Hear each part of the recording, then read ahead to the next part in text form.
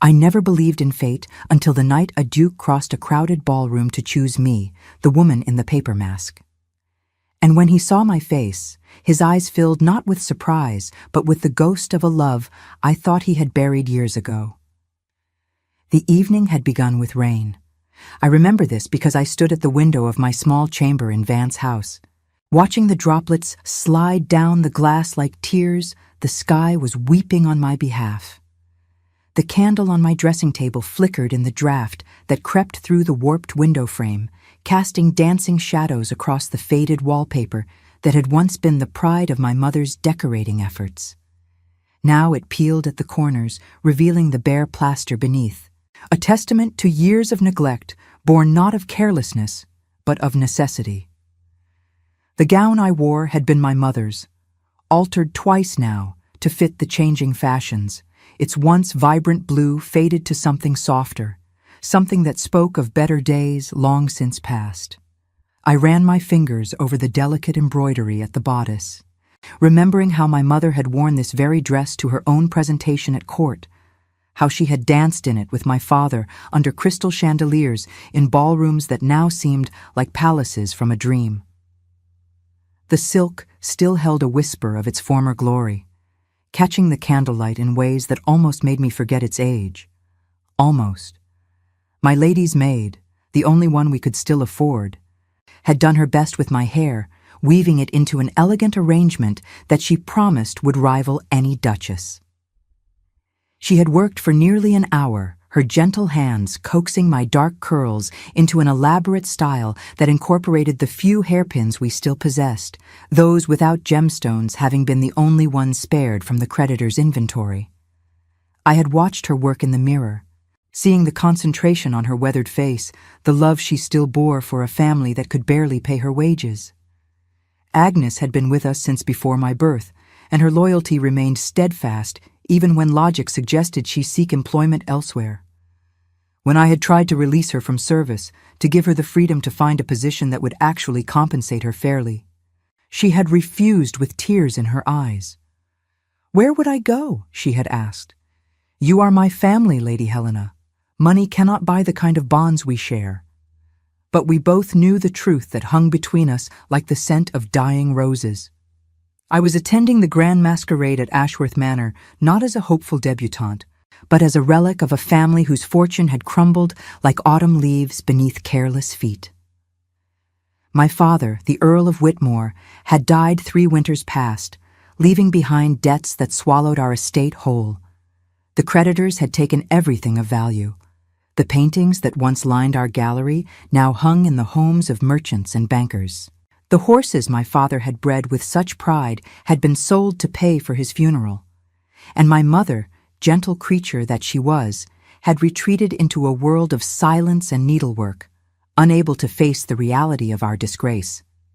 It fell to me, Helena Vance, to maintain what little dignity remained to our name. And so when the invitation arrived, gilt-edged and bearing the seal of the Duke of Ravensford, I knew I could not refuse. To decline would be to admit defeat, to confirm the whispers that already followed our family, like shadows at dusk. The masquerade was a tradition older than memory itself. Once every season, the Duke of Ravensford opened the doors of Ashworth Manor to the finest families in England, and there, beneath crystal chandeliers and the watchful eyes of ancestors immortalized in oil and canvas, he would select his bride. 8 ladies were chosen each year, the most eligible, the most beautiful, the most connected.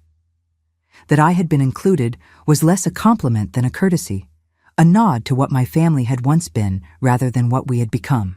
The other 7 ladies would arrive in carriages trimmed with gold, their masks crafted by artisans in Venice or Paris, adorned with feathers and jewels and whispers of wealth that needed no translation.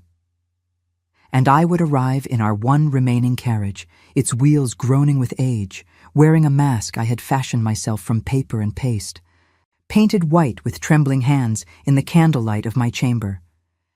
I had told myself it did not matter. The Duke would never notice me among such splendor. I would dance the required dances, speak the required words, and slip away before the unmasking at midnight revealed my shame to all. It was a simple plan, born of desperation and the quiet acceptance of my place in a world that measured worth in gold and bloodlines. But fate, I would learn, cares nothing for our careful plans. The journey to Ashworth Manor took nearly 2 hours through roads made treacherous by rain. Our coachman, Thomas, had served my family since before my birth, and his loyalty remained steadfast even when we could no longer pay him a proper wage. He navigated the darkness with the skill of long practice, and I sat alone in the carriage, my paper mask resting in my lap, trying to calm the flutter of nerves that had taken residence in my chest. I had not always been so anxious at the prospect of a ball. There was a time, 4 years past, when I had danced through such evenings with joy in my heart and hope in my eyes. There was a time when I had believed in love, when I had felt its warmth wrap around me like the finest silk, when I had looked into a pair of gray eyes and seen my entire future reflected there. His name was Edward Blackwood, and he had been the second son of the Earl of Thornbury. We had met at a garden party in the summer of my 19th year, introduced by a mutual acquaintance who could never have imagined what her casual gesture would set in motion. He was not handsome in the classical sense, his features too sharp, his brow too stern. But there was something in his gaze that had arrested me completely. Intelligence burned there, and curiosity, and a depth of feeling that he kept carefully hidden beneath a veneer of polite reserve. We had spoken for hours that first day, wandering through the rose gardens while chaperones dozed in the afternoon heat. He had asked me about my thoughts on poetry and philosophy, subjects most gentlemen considered unsuitable for feminine minds, and he had listened to my answers with genuine interest. By the time the sun began its descent toward the horizon, I knew that I had met someone remarkable. And when he asked permission to call upon me, I had granted it with a smile that I could not contain. The courtship that followed was unlike anything I had expected. Edward was not given to grand gestures or flowery declarations. His affection revealed itself in smaller ways. In the books he would bring me, their margins filled with his own annotations. In the way he would seek me out at every gathering, positioning himself at my side as though it were the only place he belonged. In the letters he would write, pages and pages of his thoughts and dreams, addressed to me as though I were the only reader who could truly understand. For 18 months, we existed in a world of our own making. My father approved of the match, despite Edward's status as a second son with limited prospects. The Earl of Thornbury was wealthy, and Edward had been promised a generous settlement. More importantly, my father saw what I saw, that Edward Blackwood was a man of character, of intellect, of quiet strength that would only grow with time. We had spoken of marriage, not in the formal way of proposals and announcements, but in the intimate language of lovers who assumed their future was already written. We would live in the countryside, he said, away from the pretensions of London society. We would fill our home with books and music and perhaps, in time, with children who would inherit his gray eyes and my stubborn chin. We would be happy. We would be together. We would be everything to each other. And then, without warning, he disappeared. The letters stopped first. I waited a week, then 2, telling myself that he must be ill or traveling or occupied with family matters. When I finally swallowed my pride and wrote to him, asking if something was wrong, I received no reply. 3 more letters followed, each more desperate than the last, and still there was only silence. It was his elder brother Vincent who finally delivered the news. He appeared at Vance House one gray afternoon, his expression carefully arranged into something resembling sympathy. Edward, he told me, had realized that the match was unsuitable. The difference in our situations, the uncertain future of my family's finances, the whispers that already circulated about my father's gambling debts. Edward had come to his senses, Vincent said, and had asked his brother to convey his regrets. He wished me well, but he would not be calling again. I did not believe it. I could not believe it. The Edward I knew would never abandon me without explanation, would never send his brother to deliver such a message like a coward hiding from the consequences of his cruelty. I demanded to see him. I wrote more letters, addressed now to his family's estate in Kent. I even, in a moment of madness that still shames me to recall, traveled to London in the hope of confronting him at his club. But Edward Blackwood had vanished. His family claimed he had gone abroad, to the continent, for reasons of health. No forwarding address was provided. No timeline for his return was given. And slowly, painfully, I was forced to accept that the man I loved had chosen to walk away from everything we had built together. The years that followed carved themselves into my heart like initials into the bark of an old tree. My father died, and with him died any hope of salvaging our family's fortune. My mother retreated into her grief, and I learned to build walls around the part of me that still ached for gray eyes and whispered promises in rose-scented gardens. I did not speak of Edward. I did not think of him, or so I told myself as I lay awake in the darkness of countless lonely nights. He had made his choice, and I had made mine. I would survive. I would endure. I would not give him or anyone else the satisfaction of seeing me broken. But as the carriage rattled through the rain toward Ashworth Manor, I could not stop my thoughts from drifting back to him. The grand masquerade was precisely the sort of event he would have scorned, all pomp and pretension and desperate social climbing. He would have laughed at the spectacle of 8 ladies preening for a duke's attention, their masks hiding nothing of their ambition. And he would have looked at me with those gray eyes and told me that I was worth more than all of them combined. Except he had proven, in the end, that he did not believe that at all. I pressed my palm against the cold glass of the carriage window and watched my breath fog the surface. Enough, I told myself. Enough of ghosts and memories and wounds that refused to heal.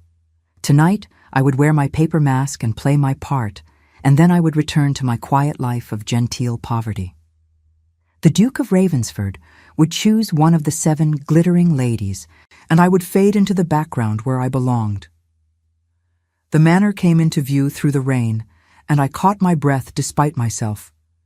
Ashworth was magnificent, a sprawling testament to centuries of wealth and power. Torches lined the long drive, their flames dancing in the wet wind, and every window blazed with candlelight. Carriages queued before the entrance, each one more elaborate than the last, and footmen in elaborate livery rushed to assist the guests as they descended. When my turn came, I hesitated. My carriage looked shabby beside the others, its paint worn and its wheels caked with mud from the journey. But Thomas was already opening the door, and I could see curiosity in the eyes of nearby guests. To linger would only draw more attention. I stepped out into the rain, and a footman rushed forward with an umbrella that did little to protect my mother's faded gown. My paper mask was already in place, tied with ribbons that had once adorned a bonnet long since sold to pay the coal merchant. I kept my chin raised as I approached the entrance, refusing to let my shame show in my posture. The foyer of Ashworth Manor was a cathedral of marble and gilt, its ceiling painted with scenes of gods and goddesses frolicking in eternal summer. Guests milled about in their finery, masks of every description turning their faces into mysteries. Peacock feathers and Venetian half-masks, leather dominoes and jeweled creations that must have cost more than my family's remaining possessions combined. Among such splendor, my simple paper mask felt like a declaration of poverty written across my face. I moved through the crowd with my eyes downcast, seeking a quiet corner where I might observe without being observed. The ballroom lay ahead, its doors thrown open to reveal a space that seemed designed to overwhelm the senses. Crystal chandeliers cast rainbow prisms across the dancers below. An orchestra played from a raised gallery, their music sweet and melancholy. And everywhere, there was beauty and wealth and the soft rustle of silk against marble floors. I found my corner near a potted palm half hidden by its fronds, and settled in to watch the spectacle unfold. The 7 other chosen ladies were easy to identify. They clustered near the center of the room, their masks more elaborate than any others, their gowns clearly designed by the finest modistas in London. They laughed and fluttered their fans and cast coy glances toward the raised dais at the far end of the ballroom where the Duke of Ravensford would soon appear. I had never met the Duke. He had inherited his title only 2 years past, following the unexpected death of his uncle, and since then he had lived quietly at Ashworth, rarely venturing into London society. Rumors circulated, as rumors always do. Some said he was cruel and cold, a tyrant who terrorized his servants. Others claimed he was merely shy, a scholar who preferred books to balls. None could say for certain, as few had been granted audience with the mysterious new Duke. What everyone did know was that he was immensely wealthy, devastatingly eligible, and under increasing pressure from his family to secure the succession with a suitable bride. Hence the grand masquerade, a tradition revived after years of dormancy. Hence the 8 chosen ladies, each one representing a family eager to align itself with the Ravensford fortune. Hence my own presence, a token gesture toward a family that had once been worthy of such consideration. A footman approached with champagne, and I accepted a glass more to have something to do with my hands than from any desire to drink. The bubbles rose through the pale liquid like tiny stars ascending toward heaven, and I watched them with more attention than they deserved. Anything to avoid the pitying glances of those who had recognized me despite my mask, who whispered behind their fans about poor Helena Vance and her paper disguise. The music changed, shifting from waltz to something more ceremonial, and a hush fell over the assembled guests. All eyes turned toward the dais where heavy velvet curtains had begun to part. This, then, was the moment everyone had been waiting for. The Duke of Ravensford was about to make his entrance. I should have looked away. I should have used this moment of distraction to slip toward the doors and begin my quiet retreat. But something held me in place, some instinct I could not name, and so I watched as the curtains drew back fully and a figure emerged into the light. Time has a way of playing tricks on the wounded heart. It can stretch a moment into an eternity or compress years into the space of a single breath. As I looked upon the Duke of Ravensford for the first time, I experienced both sensations simultaneously. The world seemed to slow around me, every detail crystallizing with impossible clarity, while somewhere in my chest, 4 years of carefully constructed walls came crashing down in an instant. He stood at the edge of the dais, surveying the assembled guests with an expression that betrayed nothing of his thoughts. His evening clothes were impeccable, cut in a style that spoke of the finest London tailors, the dark fabric accentuating his broad shoulders and lean frame. A velvet mask covered the upper half of his face, but no mask in the world could have disguised him from me. Not from the woman who had memorized every line and angle of his features, who had traced them in dreams for 4 lonely years. I knew that face. I knew those broad shoulders and that stern brow, and the way he held himself with quiet authority. I knew the slight tension in his jaw that appeared when he was uncomfortable in social situations. I knew the way his hands moved, elegant and precise, as he adjusted his cuffs. I knew the gray eyes that swept across the ballroom, taking in the assembled guests with an expression that revealed nothing of his thoughts. I knew him, though he wore the mask of a stranger and the title of a duke.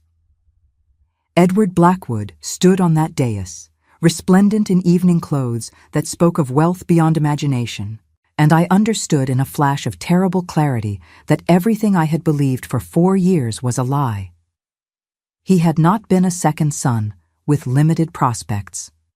He had been the heir presumptive to a dukedom, hidden away from society to protect him from fortune hunters and schemers. The man I had loved in rose gardens and candlelit parlors, the man who had promised me a quiet life in the countryside, the man who had vanished without explanation and broken my heart into pieces too small to count. He was the Duke of Ravensford, and he had no idea I was in the room. My champagne glass slipped from nerveless fingers, shattering against the marble floor with a sound that seemed to echo through the suddenly silent ballroom. Heads turned toward me, masks pivoting in unison, and I felt the heat of 100 gazes upon my paper-covered face. I should run, I thought. I should flee this place before he sees me, before the humiliation becomes complete, before I'm forced to watch him choose another woman to stand where I once dreamed of standing. But my feet had turned to lead, and my legs had forgotten how to carry me.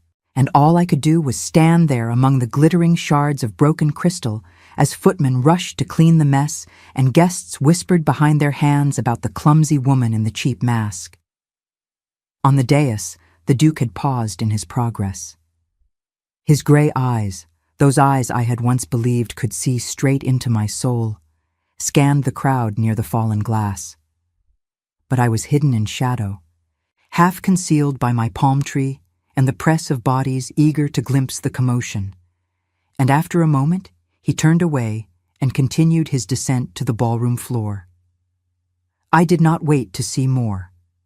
With strength born of desperation, I finally convinced my legs to move and slipped through a side door into a corridor blessedly empty of guests. My breath came in ragged gasps, and my hands trembled as I pressed them against the cold stone wall. I needed air. I needed space. I needed to escape this nightmare before it consumed me entirely.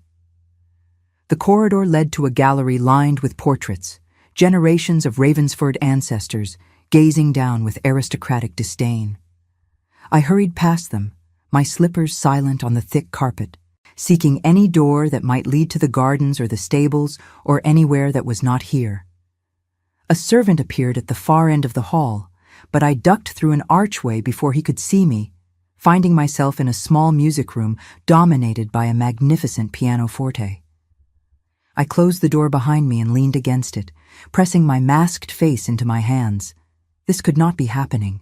This was some fever dream, some punishment for sins I could not remember committing. Edward could not be the Duke. The Duke could not be Edward. The universe was not so cruel as to orchestrate such a collision of past and present. But even as I thought it, I knew it was true. The evidence was undeniable. The gray eyes, the sharp features, the way he moved with that particular combination of confidence and caution. It was him. It had always been him. And all these years, while I had nursed my broken heart and struggled to survive in a world that seemed determined to grind me to dust, he had been here, living in splendor, hosting masquerades, preparing to choose a bride from among the finest ladies in England. Why? The question burned through me like acid. Why had he left without a word? Why had he sent his brother with those terrible lies? Why had he allowed me to believe that he had simply stopped loving me? That I had been nothing more than a temporary amusement, unworthy of even a proper farewell? I thought of the letters I had written, dozens of them, each one more desperate than the last. I thought of the journey to London, the humiliation of being turned away from his club, the long years of wondering what I had done wrong. And I thought of his brother Vincent, now the Earl of Thornbury since their father's death, and the cold satisfaction in his eyes as he had delivered the news of my abandonment. Something did not fit. Something in this puzzle was wrong. A piece forced into a space where it did not belong. The Edward that I had known would never have done this. He would never have treated me with such cruelty, such cowardice. He had loved me. I was certain of that, as certain as I had ever been of anything. So what had happened? What force had intervened to tear us apart? I did not realize I was crying until I felt the wetness on my cheeks, seeping through the paper of my mask. I pressed my fingers against my eyes, trying to stem the flow, trying to compose myself before someone discovered me hiding in the music room like a frightened child. I was no longer 19 years old and drunk on first love. I was 23, and I had learned to survive. I would survive this too.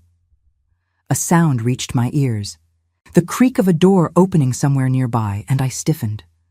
Footsteps approached, measured and deliberate, and I looked frantically for another exit. But there was only the one door, and the footsteps were already too close.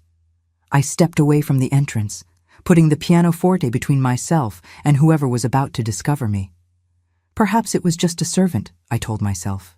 Perhaps they would take one look at my tear-stained mask and politely pretend they had seen nothing. Such things happened in great houses where discretion was valued above almost everything else. The door opened, and the Duke of Ravensford stepped into the room. We stood frozen, each regarding the other across the polished expanse of the pianoforte. His mask was dark velvet, covering only the upper half of his face, and in the dim light of the single candelabra, his gray eyes glittered like frost on a winter morning. He had grown into his features in the years since I had last seen him, the sharpness softening into something that spoke of maturity and the burdens of responsibility. But it was unmistakably him. It was unmistakably Edward. I could not move. I could not speak. All I could do was stand there, my paper mask damp with tears, my mother's faded gown marking me as clearly as a brand, and wait for him to recognize me. But he did not. How could he? My mask covered most of my face, and the dim light obscured what little remained visible. And why would he expect to find me here, in his home, among the chosen 8? I had been erased from his life as completely as old ink from parchment. I was nothing to him now but a ghost. When he spoke, his voice was the same, deep and measured, with that slight roughness that had always made my heart flutter. "I am sorry to intrude," he said. I was seeking a moment of quiet, and I did not realize this room was occupied. The polite words of a stranger to a stranger. He truly did not know me. I should have answered. I should have made some bland response and excused myself and fled into the night before the unmasking could reveal my identity. But my voice had abandoned me along with my composure, and all I could do was stare at him with eyes that must have been wild with grief and confusion. He took a step closer, concern replacing the polite detachment in his expression. "Are you unwell?" he asked. "Shall I send for someone?" The concern in his voice was genuine. That was what finally broke me. After 4 years of silence, 4 years of believing he had cast me aside without a second thought, here he was offering kindness to a weeping stranger in a paper mask. The irony was so bitter I could taste it on my tongue. I shook my head, not trusting myself to speak.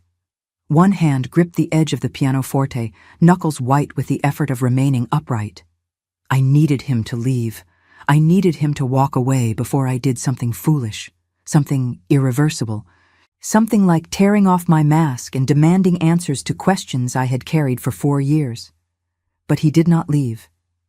Instead, he moved closer still, rounding the pianoforte until only a few feet separated us. This close, I could smell the familiar scent of him, sandalwood and old books, and something else that was simply Edward. My eyes closed against my will, drinking in that scent like water in a desert, and I felt fresh tears trace their paths down my cheeks. His voice was gentler now, tinged with something that might have been compassion or might have been curiosity. "You are one of the 8, he said. It was not a question. I recognize the ribbon in your hair. It was described to me. Of course it was.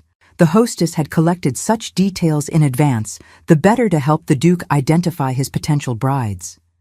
He would know the colors of our gowns, the styles of our masks, the small distinguishing features that would allow him to find us in the crowd.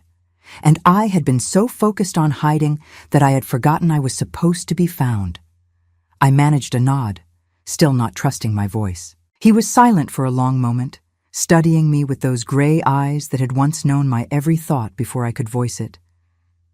"I had heard," he said slowly, "that one of the ladies would be wearing a mask of paper.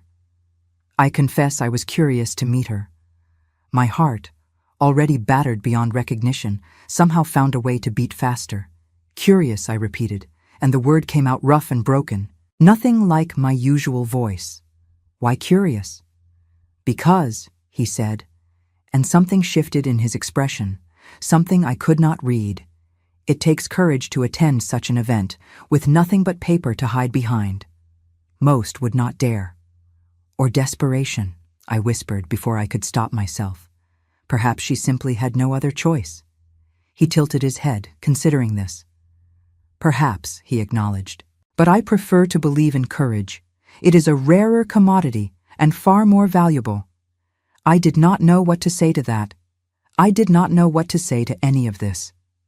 Here I stood, in a music room in his home, having a conversation with the man who had shattered my life, and he did not even know it was me. The absurdity of it would have made me laugh if I were not so close to weeping. The musicians have begun a new waltz, he said, and I find myself in need of a partner. Would you do me the honor? He extended his hand, palm up, in the age-old gesture of invitation. The candlelight caught his signet ring, heavy gold bearing the Ravensford crest, and I stared at it as though it might hold the answers to all my questions. Dance with him. Dance in his arms, as I had once dreamed of doing, as his duchess, as his bride, as the woman he had chosen above all others? The word formed on my lips, refusal born of self-preservation and the instinct to flee from pain. But before I could voice it, something else rose up within me. Anger, perhaps, or pride, or simply the desperate need to understand what had happened between us, to look into his eyes and search for some trace of the man who had once loved me. I placed my hand in his. His fingers closed around mine, warm and strong, and for a moment neither of us moved. I felt him stiffen slightly, as though something about the contact had surprised him, and his eyes narrowed behind his velvet mask. But then he was leading me from the music room, and whatever he had felt was lost in the motion of our exit. The ballroom was even more crowded than before, the dancers weaving complex patterns across the polished floor. I was aware of whispers following us as we emerged, of masks turning to track our progress, of the 7 other chosen ladies watching with barely concealed dismay as the Duke led the woman in the paper mask toward the center of the room. Let them watch, I thought with a fierceness that surprised me. Let them whisper and wonder and draw their conclusions. For this one moment, this single dance, I would allow myself to remember what it had felt like to be loved by Edward Blackwood. He drew me into his arms with the practiced grace of someone who had been taught to dance from childhood. One hand settled at my waist, warm and steady through the layers of my gown, the other raised to hold my fingers with a gentleness that belied his commanding presence. The touch sent a shock through me, a recognition that my body remembered, even if my mind tried to deny it. We began to move in time with the music, and the rest of the world fell away. The waltz was slower than I had expected, almost mournful, the violins singing of longing and loss in a language that needed no translation. I wondered if the orchestra had chosen it deliberately, sensing something in the air that called for melancholy. Or perhaps it was simply the universe's cruel joke, providing a soundtrack for the most painful and beautiful moment of my life. He danced beautifully. I had always known he would, had imagined dancing with him at our wedding, at balls and assemblies, at private moments in our home when the music would be nothing but humming and the floor nothing but a worn carpet before a crackling fire. But there was something different now, a weight to his movements that had not been there before. The weight of a title, perhaps, or the weight of secrets he had never shared. Or perhaps it was the weight of years, of responsibilities, of a life lived without the person he had once claimed to love above all others. We did not speak. The music swelled around us, violins crying out their sweet sorrow, and I let myself be carried by the rhythm. His hand was warm against my waist, his fingers gentle around mine, and I closed my eyes and pretended that the last 4 years had never happened. I pretended that we were still in that garden, still making plans for a future we believed was ours, still young enough to think that love could conquer all obstacles. When I opened my eyes again, he was watching me with an expression I could not decipher. There was something in his gaze, something searching and almost desperate, but his mask and my mask kept our secrets hidden from each other. "You move as though the music is part of you," he said quietly, "as though you have danced this waltz before." "Perhaps I have," I replied, and my voice was steadier now, strengthened by the strange intimacy of the dance. "Perhaps I learned it long ago, in another life." His grip on my waist tightened almost imperceptibly. "Then we have something in common," he said. "I too feel as though I am dancing with a ghost." The word struck me like a physical blow. A ghost. Was that what I had become to him? A specter from a past he had chosen to leave behind? Or was there something more in his words? Some hidden meaning I was too wounded to perceive? The music reached its crescendo, the violins soaring toward some impossible height, and then it began its slow descent toward silence. Around us, other dancers swirled and spun, but I was aware only of him, his gray eyes, his steady hands, the way his breath caught when I looked at him too long. The waltz ended, and still we stood there, neither willing to be the first to step away. The orchestra launched into something brighter, more cheerful, and other couples took to the floor with renewed energy. But we remained frozen in our small circle of stillness, two people bound by a history neither of us had yet acknowledged. A voice cut through the moment, sharp and unwelcome. "There you are, Your Grace. I have been searching everywhere." I turned to see a woman approaching, her mask a confection of silver and sapphires that must have cost a small fortune. She was beautiful in the way of rare hothouse flowers, her features too perfect to seem quite real. And she looked at me with the unmistakable disdain of someone who has found an insect in her wine. The Duke released me with obvious reluctance, taking a step back to create the proper distance between us. "Lady Catherine," he said, his voice carefully neutral, "allow me to introduce." He trailed off, realizing he did not know my name.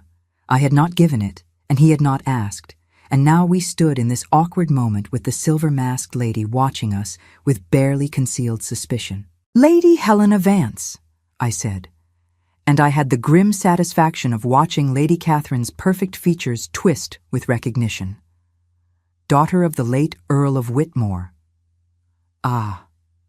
Lady Catherine's tone could have frozen champagne. The one with the paper mask. "How resourceful of you." I smiled beneath my mask, though she could not see it. "Desperation breeds resourcefulness," I replied. "I have found it to be one of the few benefits of reduced circumstances." Lady Catherine opened her mouth to respond, but the Duke interrupted before she could speak. "If you will excuse us, Lady Helena," he said, and his voice was strangely formal, almost cold. "I believe I owe Lady Catherine the next dance." "Of course, Your Grace," I said, and I sank into a curtsy that hid the trembling of my hands. "I would not wish to monopolize your time." I did not wait for his response. I turned and walked away, threading through the crowd with my head held high and my heart crumbling to pieces inside my chest. I had been foolish to dance with him, foolish to imagine that those few minutes in his arms could somehow rewrite the past. He was the Duke of Ravensford now, and I was the impoverished daughter of a fallen earl, and the distance between our worlds was measured in more than miles. The unmasking was less than an hour away. I needed to leave before midnight, before my identity was revealed to all, before I was forced to stand among the chosen 8 and watch him select one of the glittering ladies as his future bride. Lady Catherine, perhaps, with her sapphire mask and her venomous tongue, or one of the others, equally beautiful and equally wealthy and equally suitable for a duke. Anyone but me. I found a door that led to a terrace overlooking the gardens, and I slipped through it into the cool night air. The rain had stopped, leaving behind a world washed clean and glistening in the moonlight. The scent of roses drifted up from somewhere below, mingling with the damp earth and the distant sweetness of jasmine, and I gripped the stone balustrade and tried to remember how to breathe. It is beautiful out here. You can almost forget that 100 social climbers are scheming for position just beyond those doors. I spun around, my heart leaping into my throat. Edward stood in the doorway, his velvet mask now dangling from one hand, his gray eyes fixed upon me with an intensity that made my knees weak. "Your Grace," I managed. "I thought you were dancing with Lady Catherine." "Lady Catherine can wait," he said, and he stepped onto the terrace, letting the door fall closed behind him. I found myself unable to concentrate on the steps. My mind was otherwise occupied. He moved toward me slowly, as one might approach a wild creature that could bolt at any moment, and I stood frozen, unable to flee, unable to do anything but watch him draw nearer. "Your voice," he said, and the words were barely a whisper. "There is something about your voice that I cannot place. Something familiar, like a melody I learned long ago and have spent years trying to remember." My breath caught in my throat. He was so close now, close enough that I could see the silver threads in his dark hair, close enough to count the faint lines that 4 years of responsibility had etched around his eyes. This was not the young man who had courted me in garden parties and written me letters full of poetry and promise. This was someone older, someone marked by time and circumstance, someone who carried his burdens with a quiet dignity that made my heart ache. I should tell him, I thought. I should remove my mask and speak his name and demand the answers I deserve. But something held me back. Fear, perhaps. Or the suspicion that the truth, whatever it was, would only bring more pain. "Will you tell me your name?" he asked. "Your true name?" "I gave you my name," I whispered. "Helena Vance." His hand rose, hesitating just inches from my face. "May I?" he asked, and I understood that he was asking permission to remove my mask. The moment stretched between us, thin as spider silk and twice as delicate. If I let him unmask me, everything would change. The careful fiction that had allowed us to dance and speak would shatter, replaced by the ugly reality of our history. He would see not a mysterious lady in a paper disguise, but the woman he had abandoned 4 years ago, the woman whose letters he had ignored, the woman he had deemed unworthy of even a farewell. And yet I needed to know. I needed to see his face when he recognized me, needed to watch for the flicker of guilt or shame or regret that would tell me I had not imagined our love. Even if the truth destroyed me, I needed to know it. "Yes," I whispered. "You may." His fingers touched the ribbon that held my mask in place, and I felt the slight tug as he untied the bow. The paper fell away from my face, drifting toward the ground like a pale autumn leaf, and I stood bare before him in the moonlight. The cool air kissed my cheeks, still damp from tears, and I felt more exposed than I had ever felt in my life. Not because of any impropriety, but because I was about to be seen, truly seen, by the one person in the world whose opinion mattered most. For one endless moment, he simply stared. His eyes traced the contours of my face, the lines of my cheekbones, the curve of my lips, the faint spray of freckles across my nose that I had always tried to hide. I watched the progression of emotions across his visible features, watched the polite curiosity transform into confusion, then disbelief, then something far more complex. His hand, still holding the ribbon of my mask, began to tremble. His lips parted as though to speak, but no sound emerged. And then recognition dawned, slow and terrible and beautiful all at once, and his face transformed into something I could not name. It was joy and anguish and hope and despair, all tangled together in an expression that no artist could ever capture. His gray eyes, those eyes I had dreamed of for 4 years, filled with a sudden brightness that might have been tears. "Helena," he breathed, and my name on his lips was a prayer and a curse and a homecoming all at once. It cannot be. I was told. I believed. He did not finish the sentence. Instead, his hands rose to cup my face, tilting it toward the moonlight as though he needed to confirm what his eyes were telling him. His touch was achingly gentle, the touch of someone handling something precious and fragile, and I felt the walls I had built around my heart begin to crumble. 4 years, I said, and my voice broke on the words. 4 years without a word. 4 years of believing you had simply stopped loving me. His eyes closed as though I had struck him. No, he said, and the word was fierce with denial. Never, not for a single moment. Helena, I wrote to you, dozens of letters. I begged you to wait for me, to understand why I had to leave. When you never replied, I thought. He trailed off, and when he opened his eyes again, they glistened with unshed tears. I thought you had decided I was not worth the scandal, he finished quietly, that you had chosen to move on without me. I stared at him, trying to make sense of his words. You wrote to me, I repeated, but I never received. Edward, your brother came to me. He told me you had reconsidered, that you had decided our match was unsuitable. He said you asked him to convey your regrets. Something shifted in Edward's expression, darkness replacing bewilderment. Vincent, he said, and the name dripped with venom. Vincent told you that? He came himself, I confirmed, to Vance House. He was very thorough in his explanations. The difference in our situations, my family's financial troubles, the whispers about my father. He said you had come to your senses. Edward released my face and stepped back, his hands clenching into fists at his sides. His jaw was tight with barely contained fury, and for the first time I saw not the man I had loved, but the duke he had become, capable of wielding power that could crush those who crossed him. Vincent, he said again, and this time the name was a condemnation. He intercepted my letters. He must have, and yours as well. That is why you never. He turned away, staring out at the moonlit gardens, and I watched his shoulders rise and fall with deep, controlled breaths. When he spoke again, his voice was calmer, but no less dangerous. My brother has always resented me, he said. When we were young, he was the heir, and I was merely the spare.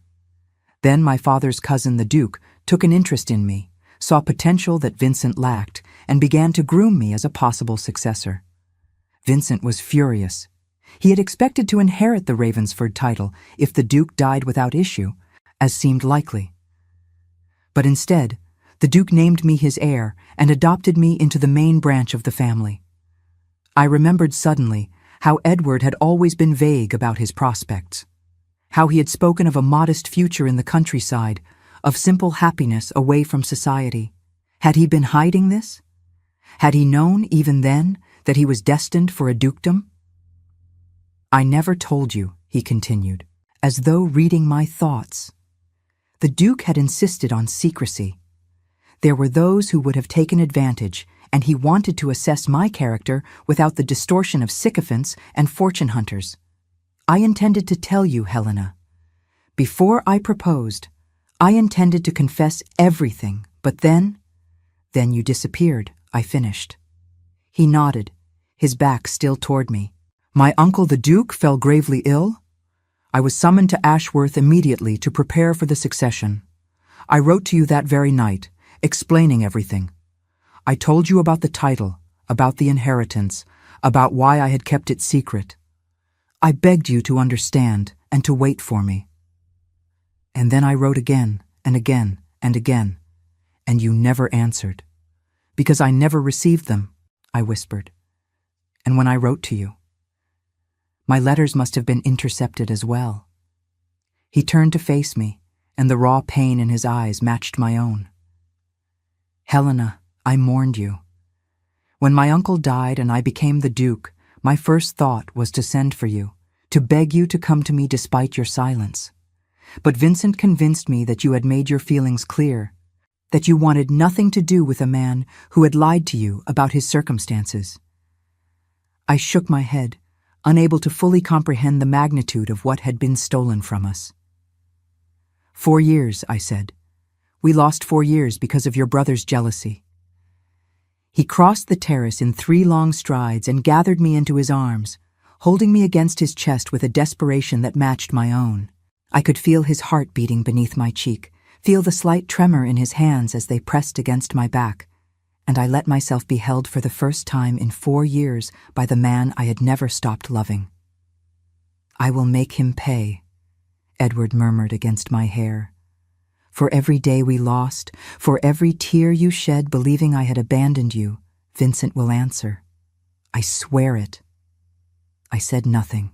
There would be time later for justice, for confrontation, for all the ugly necessities of untangling 4 years of deliberate cruelty. For now, I wanted only this: the warmth of his embrace, the familiar scent of him surrounding me, the knowledge that I had not been wrong, that our love had been real, that the man I remembered had existed all along. "I thought I would never see you again," I admitted, my voice muffled against his chest. "When I arrived tonight and saw you on that dais, I thought I would die of it.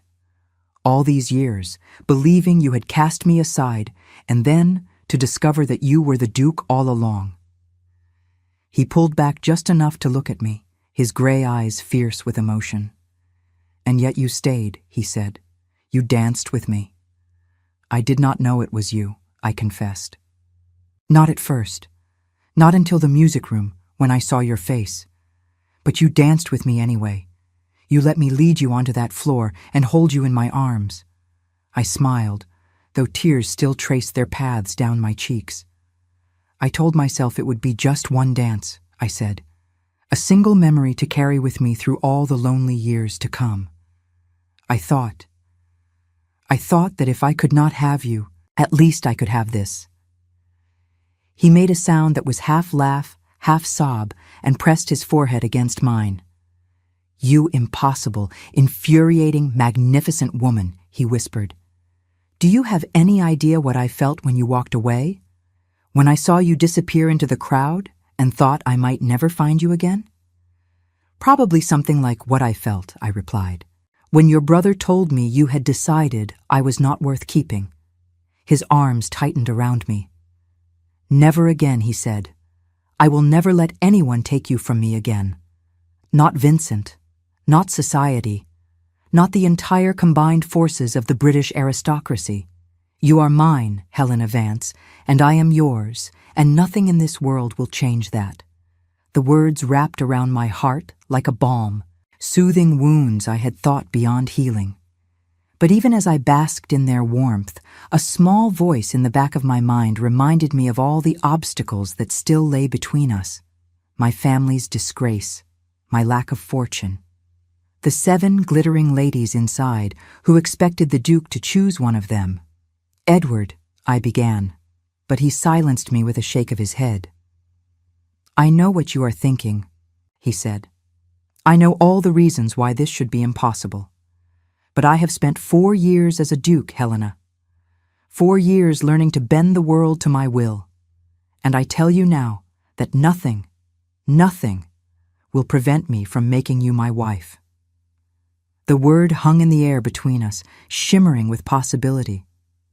Wife. I had dreamed of that word once. I had whispered it to myself in the quiet of my chamber, imagining what it would be like to hear him say it. And now, here it was, offered to me in the moonlight of his terrace, while inside the ballroom 100 guests waited to witness him choose another. "There will be scandal," I warned him. "My family has no money, no influence, nothing to offer the Ravensford name. The gossips will say you have lost your mind." "Let them talk," he replied. "Let them whisper and speculate and write nasty things in their society columns. I do not care. I have wasted 4 years of my life on regret and misery, and I refuse to waste another moment." He released me just long enough to take my hand, raising it to his lips and pressing a kiss against my knuckles. The gesture was achingly familiar, a callback to the courtship we had shared before the world tore us apart, and fresh tears pricked at my eyes. "Come with me," he said. "Come inside and stand beside me for the unmasking. Let me present you to society as the woman I have chosen." I hesitated, acutely aware of my faded gownu and the paper mask now lying forgotten on the terrace stones. "I am not dressed for such an announcement," I said. "Lady Catherine and the others, they will." "They will adjust," he interrupted, "or they will not. Either way, their opinions are of no consequence." He was so certain, so utterly convinced that the world would bend to his wishes, simply because he wished it. It was terrifying and exhilarating in equal measure. This was not the quiet second son I had fallen in love with, the man who preferred books to ballrooms and would rather walk in a garden than navigate the treacherous waters of high society. This was the Duke of Ravensford, a man accustomed to command. And yet, beneath the authority and the confidence, I could still see the Edward I remembered, the man who had listened to my opinions as though they mattered, the man who had written me letters filled with poetry and philosophy, the man who had promised me a life of happiness and love, regardless of worldly wealth. "Very well," I said, and my voice was steadier than I felt. "Let us give them something to talk about." His smile in that moment was worth every tear I had shed in the past 4 years.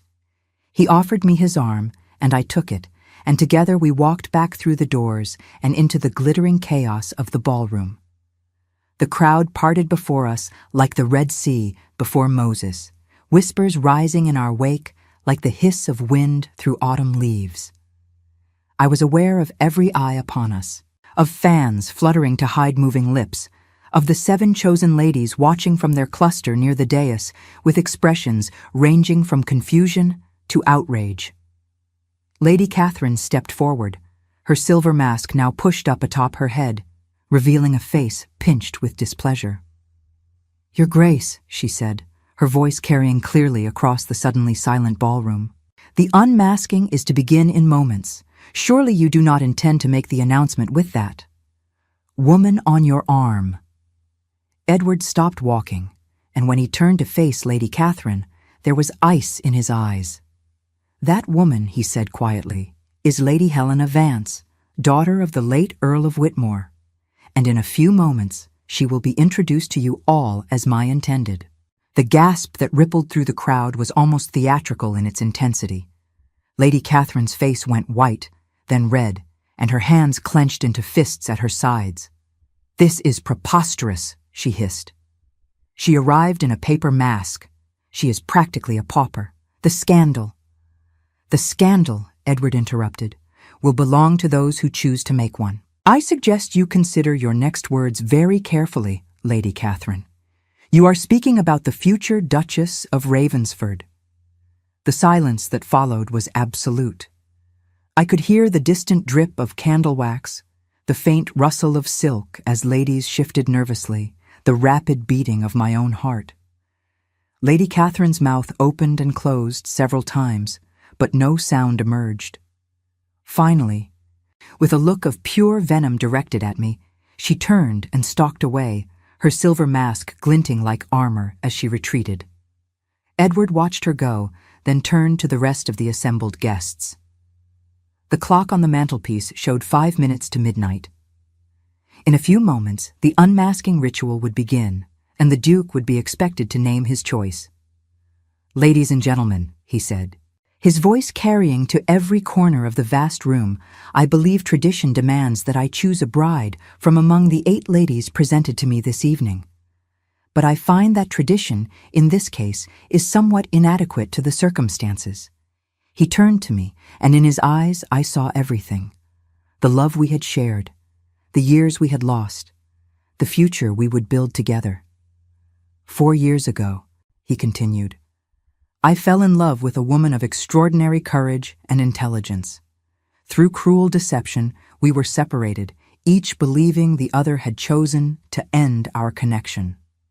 Tonight, fate has seen fit to reunite us, and I will not waste this second chance." He took my hand in his, and I felt the warmth of his touch spread through my entire body. "Helena Vance," he said.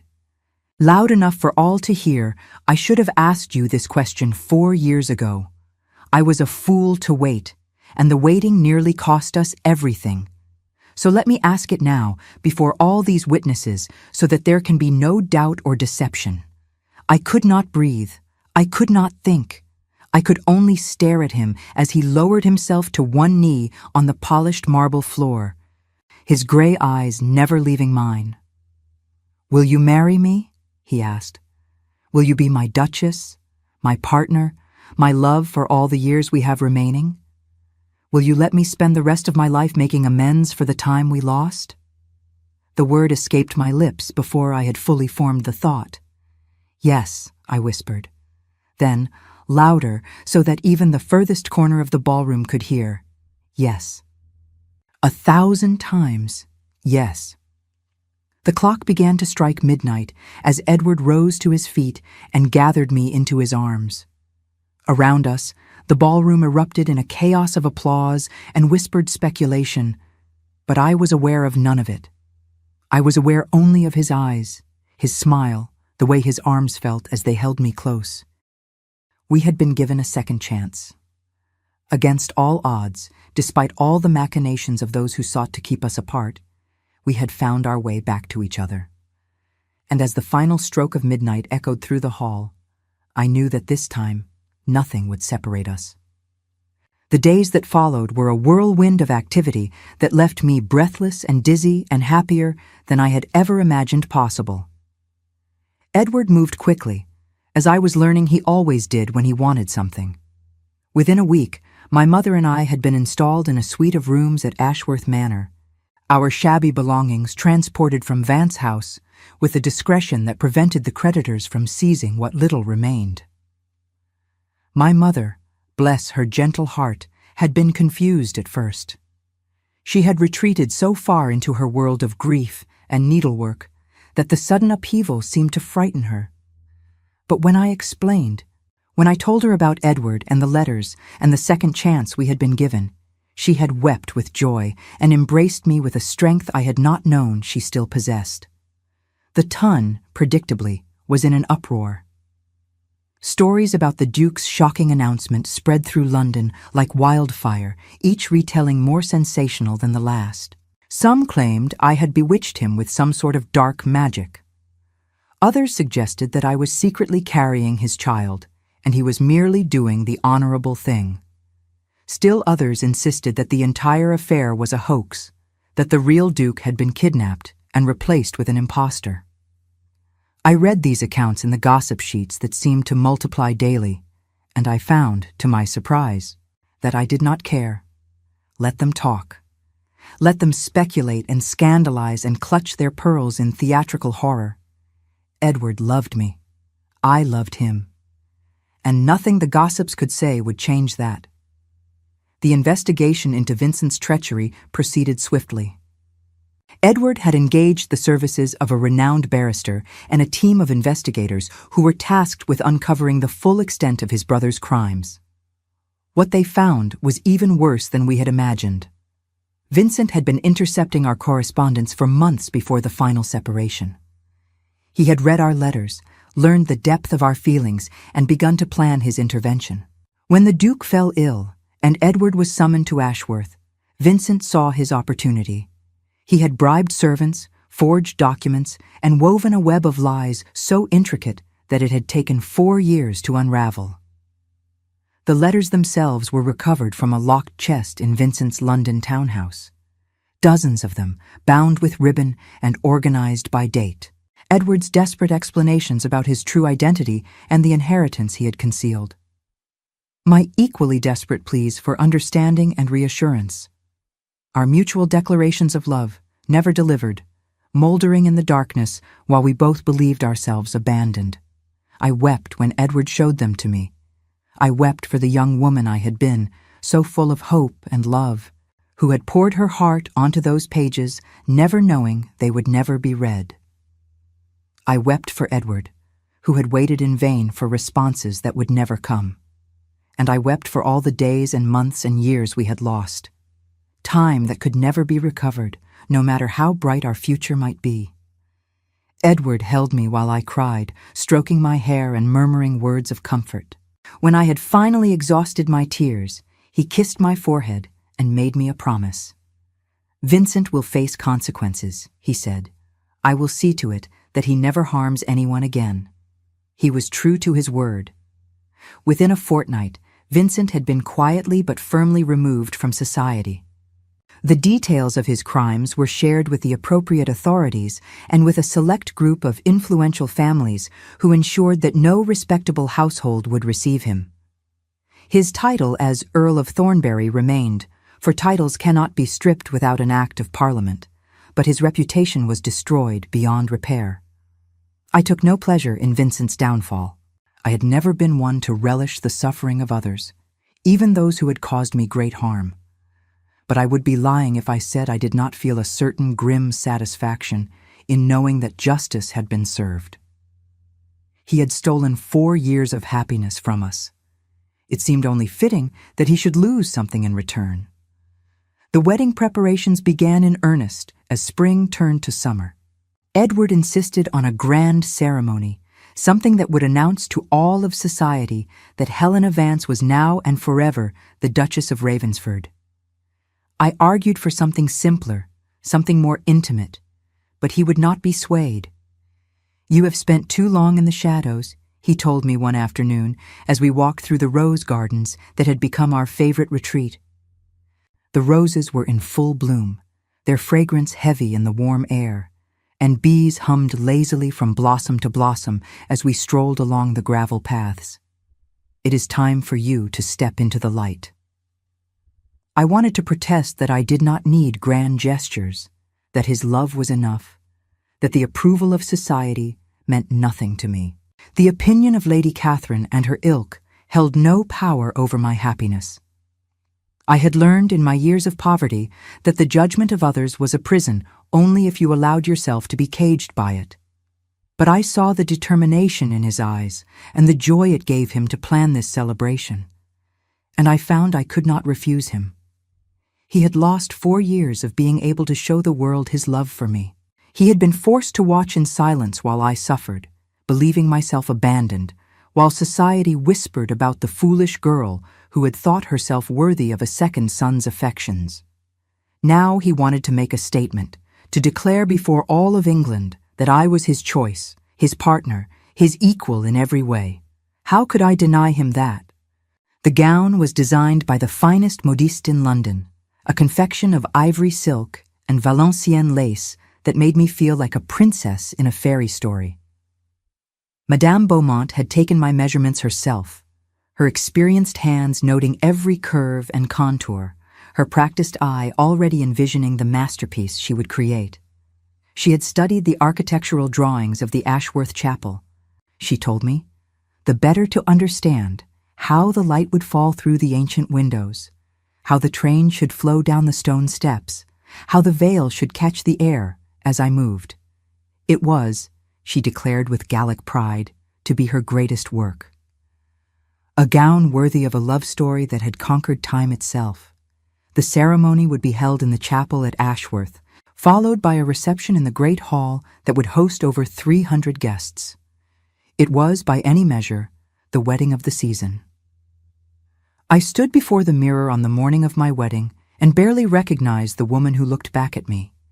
She wore a gown that had cost more than my family's entire annual income in better days. Her hair was dressed with pearls and orange blossoms. Her eyes were bright with a happiness she had thought she would never know. 4 years, I whispered to my reflection. 4 years of believing I would never be loved again. And now look at you. The woman in the mirror smiled, and I smiled back, and then my mother was at my side, weeping with joy and pressing kisses to my cheeks. "Your father would be so proud," she said, her voice trembling with emotion. "He always knew you were destined for great things." I thought of my father, gone now 3 years, and wished he could have lived to see this day. He had liked Edward, I remembered, had seen past the modest facade to the character beneath. He would have been pleased to know that his faith in my judgment had been vindicated. The ceremony was beautiful. The chapel at Ashworth had been decorated with white roses and cascades of ivy, and sunlight streamed through the ancient stained glass windows, painting the congregation in shades of ruby and gold. The scent of flowers mingled with the cool stone air, and candles flickered in every alcove, their flames dancing in the slight breeze that whispered through the sacred space. I walked down the aisle on the arm of an old family friend, since my father was not there to perform the duty, and I kept my eyes fixed on Edward, waiting for me at the altar. The stone floor felt solid beneath my slippered feet, each step bringing me closer to the future I had dreamed of for so long. Behind me, my train whispered against the ancient flagstones, a river of ivory, silk, and lace flowing in my wake. The guests rose as I passed, a sea of faces both familiar and strange, but I barely noticed them. My entire world had narrowed to the man at the altar, his gray eyes bright with emotion, his hand reaching out to receive mine. He looked magnificent in his wedding attire, the dark coat contrasting sharply with his pristine white cravat, his hair carefully styled but with one stubborn lock falling across his forehead as it always did. But it was his expression that made my heart swell. He gazed at me as though I were the most precious thing in the world, as though he could not quite believe I was real, as though he was terrified I might vanish if he blinked. I knew the feeling well. The vows we exchanged were traditional, the words spoken by countless couples before us, yet they felt entirely new. When Edward slipped the ring onto my finger, a simple gold band that had belonged to his grandmother, I felt the weight of it like a promise. This was real. This was forever. This was the beginning of the rest of our lives. We emerged from the chapel as husband and wife to a shower of rice and flower petals and the cheers of 300 guests. Some of them, I knew, had come merely to witness the scandal. They would return to London with tales of the impoverished lady who had somehow snared a duke, analyzing my gown and my manner, and my mother's nervous smile for signs of the deception they were convinced must exist. Let them look, I thought. Let them search for flaws and fabrications. They will find nothing but love. The reception was a blur of champagne and congratulations, and endless introductions to people whose names I would never remember. I danced with Edward, with the old family friend who had walked me down the aisle, with lords and barons, and even a nervous young earl who stepped on my train 3 times and apologized profusely each time. Through it all, I kept catching Edward's eye across the crowded room, and each glance was a private conversation, a shared secret, a promise of the night to come. When the last guest had finally departed and the candles had burned low in their holders, Edward took my hand and led me through the silent halls of Ashworth to the ducal chambers. The rooms had been prepared for us, the sheets turned down, and fires lit in both hearths, and everywhere I looked, I saw evidence of the life we would build together. His books, lined up on shelves beside the window. My mother's needlework, framed and hung above the mantel. A portrait of my father, rescued from our creditors and now given a place of honor.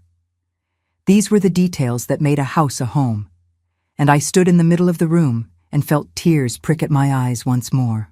"Welcome home, Helena," Edward said, coming up behind me and wrapping his arms around my waist. "Welcome to the beginning of everything." I turned in his embrace and looked up at him, this man who had loved me across years and miles and misunderstanding. "I love you," I said. "I need you to know that. Whatever comes, whatever challenges we face, I love you." He kissed me then, soft and deep and full of promise, and I melted into him like snow in spring. The years of loneliness and heartbreak faded away, replaced by a warmth that seemed to radiate from my very core. I was his. He was mine. And nothing in the world could ever change that. The months that followed were the happiest of my life. I threw myself into the role of Duchess with an enthusiasm that surprised even me. There were tenants to meet, and household staff to manage, and charitable endeavors to oversee. There were balls to attend, and dinner parties to host, and an endless parade of social obligations that would have exhausted a lesser woman. But I was not a lesser woman. I had survived years of poverty and heartbreak. I had learned to endure with grace and dignity when the world seemed determined to grind me into dust. And now, with Edward at my side and the resources of the Ravensford estate at my disposal, I found that I could do more than survive. I could thrive. My mother flourished as well. The change in our circumstances had lifted a weight from her shoulders. and she began to emerge from the shell of grief that had enclosed her for so long. She took over the management of the household linens, a task she had always excelled at, and she formed friendships with several of the older ladies in the neighborhood who shared her love of needlework and gentle gossip. Watching her blossom filled me with a joy I could not express. For so long, I had feared that I would lose her entirely to her sorrow. Now she laughed at dinner parties and offered opinions on my gowns, and occasionally even teased Edward about his habit of leaving books scattered throughout the house. She was herself again, or at least a version of herself that had learned to carry her grief rather than be crushed by it. Edward and I spoke often of the future. He wanted children, he told me, wanted to fill the vast halls of Ashworth with the laughter and chaos of a growing family. I wanted them too, though I confess the prospect was daunting. I had heard enough stories from married friends to know that motherhood was not always the simple joy that novels portrayed. But the life within me that first made itself known in the early days of autumn filled me with a wonder I had not anticipated. I had suspected for several weeks, but it was not until the physician confirmed it that I allowed myself to believe. A child. Edward's child. The first of what we both hoped would be many. Edward's reaction when I told him was everything I could have wished. He had been reviewing estate documents in his study when I entered, his brow furrowed with concentration, and when I whispered the news, his entire face transformed. Joy and terror and overwhelming love chased each other across his features in rapid succession. And then he was on his feet and sweeping me into his arms, spinning me around the room like we were children playing in the sunshine. "A child," he kept saying, his voice thick with emotion. "Our child. Helena, you have made me the happiest man in England."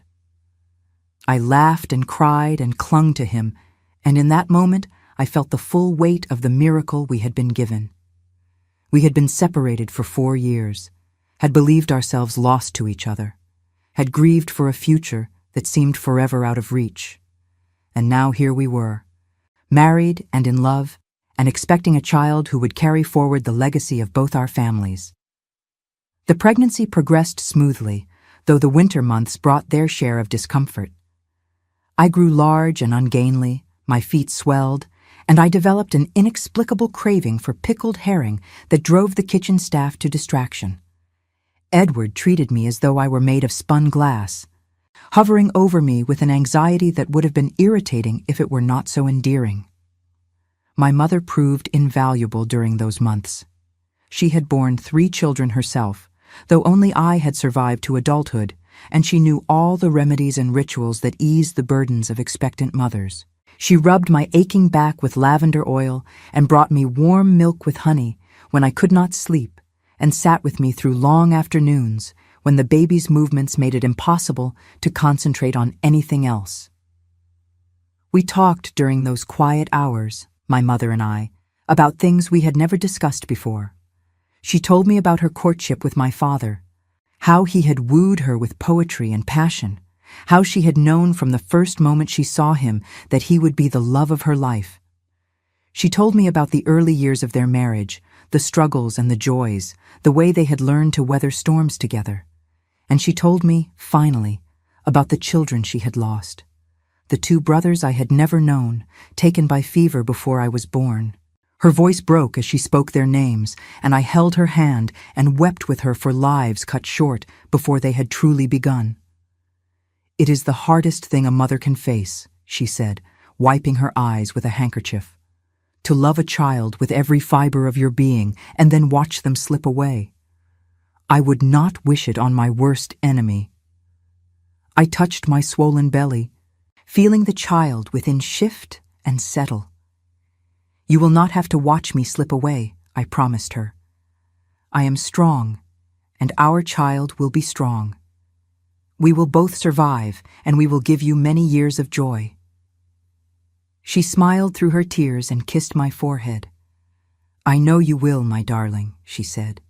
"I have always known that you were destined for happiness."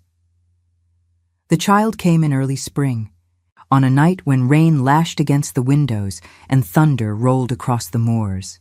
lightning illuminated the bedchamber in stark white flashes, and between the crashes of thunder I could hear the wind howling through the chimneys like the voices of all the Ravensford ancestors come to witness the arrival of the newest member of their line. I had been warned that childbirth was painful, but nothing could have prepared me for the reality. For hours, I labored, with my mother on one side and a competent midwife on the other, while Edward paced the corridor outside like a caged lion. I could hear his footsteps, even through the haze of pain, wearing a path in the ancient carpet as he waited for news. Several times I heard the murmur of voices as servants tried to convince him to rest, to take refreshment, to at least sit down. But still the pacing continued, steady and relentless, a counterpoint to the rhythm of my own struggle. When it was finally over, when the midwife placed the tiny, squalling bundle in my arms, I understood at last what my mother had meant about the loves a woman carries in her heart. This was a love unlike any I had known before, fierce and primal and utterly consuming. It was not like the love I felt for Edward, though it existed alongside it in perfect harmony. This was something older, something bone-deep and instinctive, something that connected me to every mother who had ever lived. I looked down at my daughter's perfect face, at her tiny fingers that curled around nothing, at her rosebud mouth that opened and closed with each tiny breath, at her eyes squeezed shut against the bright new world she had entered. And I knew that I would move mountains for her. I would tear down kingdoms. I would challenge God himself if he dared to threaten her. Edward was permitted entry moments later, and the sight of him brought fresh tears to my eyes. He approached the bed as though approaching a sacred altar, his gray eyes fixed on the bundle in my arms with an expression of awe that rivaled what I had seen on our wedding day. "May I?" he whispered, and I nodded. And he lifted our daughter with trembling hands, cradling her against his chest as though she were made of porcelain. "She is beautiful," he said, and his voice broke on the words. "She looks like you." I laughed through my tears. "She looks like a wrinkled potato," I replied, "but she will grow into her beauty, I am certain." Edward shook his head, not taking his eyes from our daughter's face. "She is perfect," he insisted, "absolutely perfect, and she will be loved every day of her life. I swear it." We named her Charlotte, after Edward's mother who had died when he was young. Charlotte Victoria Blackwood, Duchess of Ravensford's heir, keeper of our hearts and our hopes and all our dreams for the future. The first years of Charlotte's life passed in a blur of joy and exhaustion that any parent would recognize. She was a bright child, curious about everything, quick to laugh, and quicker still to test the patience of her nursemaids. Edward doted on her shamelessly, reading to her from his beloved poetry books and teaching her the names of every flower in the gardens and carrying her on his shoulders through the halls of Ashworth while she shrieked with delight. I watched them together, my husband and my daughter, and I felt the last remnants of my old grief finally release their hold on my heart. The years of heartbreak and loneliness had not been for nothing. They had shaped me, strengthened me, prepared me for the life I now lived. Without them, I would not have been the woman who could stand beside Edward as his equal, who could manage a ducal household with confidence, who could raise a daughter to be brave and kind and true. On the 5th anniversary of our wedding, Edward presented me with a gift that took my breath away. It was my father's pocket watch, the one that had been sold to creditors along with everything else of value after his death. Edward had spent months tracking it down, following a trail of transactions that led from pawnbrokers to collectors to an elderly gentleman in Cornwall who had been persuaded, with some difficulty, to part with his treasure. "You brought it back," I whispered, turning the watch over in my hands. The familiar weight of it, the inscription on the back that read, "Always forward," the tiny dent where my father had dropped it as a young man. All these years, I thought it was gone forever. "Nothing is gone forever," Edward replied, taking my face in his hands. "Time can be reclaimed. Love can be recovered. And the things that matter most always find their way back to us." I kissed him then, there in the garden where we had reconciled so many years before, and I tasted the truth of his words on his lips. We had lost 4 years to deception and misunderstanding, but we had found each other again. We had built a life together, a family, a love that grew stronger with each passing day. And as I held my father's watch in one hand and my husband's face in the other, I understood at last what it meant to be truly happy.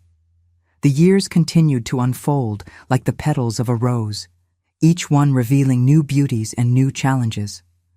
Charlotte grew from a curious child into a spirited young girl, and she was joined in time by a brother, named William after my father, and then by another sister, named Eleanor after Edward's grandmother. The halls of Ashworth rang with their laughter and their occasional squabbles, and I found myself busier than I had ever imagined possible. My mother lived to see all 3 of her grandchildren born, and she delighted in each one. She told them stories of their grandfather, of the poetry he had written, and the horses he had bred, and the way he had danced with her at their wedding under a canopy of stars. She taught them needlework and gardening and the proper way to address a duke, and when she passed in her sleep on a peaceful summer evening, she did so with a smile on her face and the certainty that her daughter was loved. I mourned her deeply, as I had mourned my father, but the grief was different this time. It was clean, uncomplicated by regret or what-ifs. I had given her happiness in her final years. I had shown her that her faith in me had not been misplaced.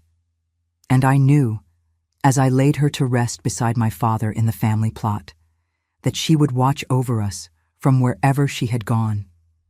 Edward was my rock through all of it. He held me when I wept and made me laugh when I forgot how, and reminded me daily that I was the center of his universe. He aged gracefully, his dark hair silvering at the temples, his gray eyes still sharp with intelligence and curiosity. He remained the scholar I had first fallen in love with, though now his books shared shelf space with children's toys and the collected artwork of 3 imaginative young minds. We never forgot how close we had come to losing each other. On every anniversary of the masquerade, we would steal away to the terrace where he had first unmasked me, and we would dance beneath the stars to music only we could hear. And each year, as the clock struck midnight, Edward would ask me again, "Will you marry me?" And each year I would give him the same answer. Yes, 1,000 times, yes. I am old now. The children have grown and married and given us grandchildren of their own. Charlotte is the duchess of her own estate, having married a kind and gentle earl who treats her as her father treated me. William manages the Ravensford properties with the same careful attention Edward always showed. And Eleanor, my wild youngest, has become a patron of the arts, scandalizing society with her opinions and her independent spirit. Edward sits beside me as I write these words, his hand resting on mine, his gray eyes dimmed by age but still bright with love. We have lived a full life, rich with joy and sorrow and everything in between. And though I know our time grows short, I am not afraid. I think back sometimes to that night at the masquerade, to the young woman in the paper mask who believed herself unworthy of love. I wish I could tell her what was coming. I wish I could spare her the years of heartbreak that preceded her happiness. But I also know that those years shaped her, made her strong enough to be the duchess that Ashworth needed, the wife that Edward deserved, the mother that her children adored. We do not choose our trials. We can only choose how we face them. I faced mine with courage, and I was rewarded beyond my wildest dreams. And as I set down my pen and take my husband's hand and walk with him into the garden where our love first blossomed anew, I know that I would not change a single thing. The paper mask still rests in a glass case in our private chambers, fragile now, but carefully preserved.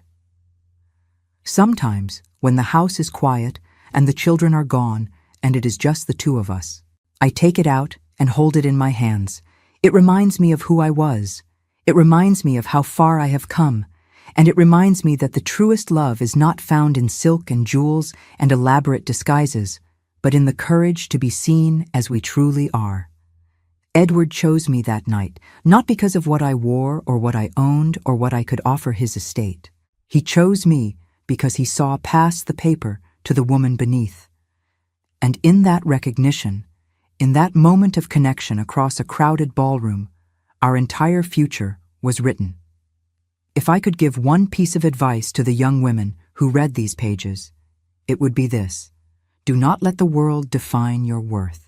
Do not let poverty or scandal or the whispers of unkind tongues convince you that you are less than you are. Stand tall, wear your paper mask with pride, and trust that somewhere in the crowded ballroom of life, someone is searching for exactly what you have to offer. They may have to cross the entire room to find you. They may be surrounded by silk and sapphires and ladies who seem far more suitable. But if your love is true, if your heart is brave, they will see you. They will choose you. And together you will build a life that puts all the glittering masks to shame. I know this because I lived it. I am Helena Blackwood, Duchess of Ravensford, wife and mother and grandmother and keeper of a paper mask. And this has been my story. The clock in the hallway strikes midnight as I write these final words. Edward is calling for me, his voice still strong despite the years, asking if I am coming to bed. I smile and set aside my pen and rise from my desk, and as I do, I catch a glimpse of myself in the mirror. An old woman looks back at me, her hair white and her face lined with a lifetime of smiles. But in her eyes, I see the girl who danced in a faded gown and dreamed of impossible things. I see the woman who loved and loved again. I see the duchess who proved that worth cannot be measured in gold. I am still here. I am still standing. And after all these years, I am still loved. That is the ending of my story. Not with death or tragedy or the bitter taste of regret, but with an old woman walking through candlelit halls to join the man who has been by her side for half a century. With grandchildren who carry our legacy into a future we will never see. With the knowledge that love, true love, can survive anything, even a paper mask, even 4 years of silence, even the cruelty of those who sought to keep us apart. Nothing could separate us in the end. Nothing ever will. I reach the bedroom and find Edward waiting for me, his gray eyes soft with affection, his hand extended in the age-old gesture of invitation. And I go to him, as I have gone to him every night for 50 years, and I let him fold me into his arms. We do not speak. We do not need to. After so many years, words are almost superfluous.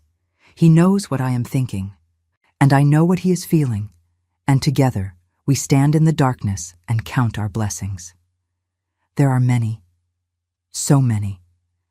And as I close my eyes and rest my head against his chest and listen to the steady beating of his heart, I offer up a silent prayer of gratitude for the life we have shared, for the children we have raised, for the love that has sustained us through every trial. Thank you, I whisper, though I am not certain who I am addressing. Thank you for the paper mask. Thank you for the masquerade. Thank you for everything that led me here. And in the quiet of the night, with my husband's arms around me and my life's work finally complete, I feel a peace settle over me that defies description. I have been loved. I have loved in return. I have lived a story worth telling. What more could anyone ask?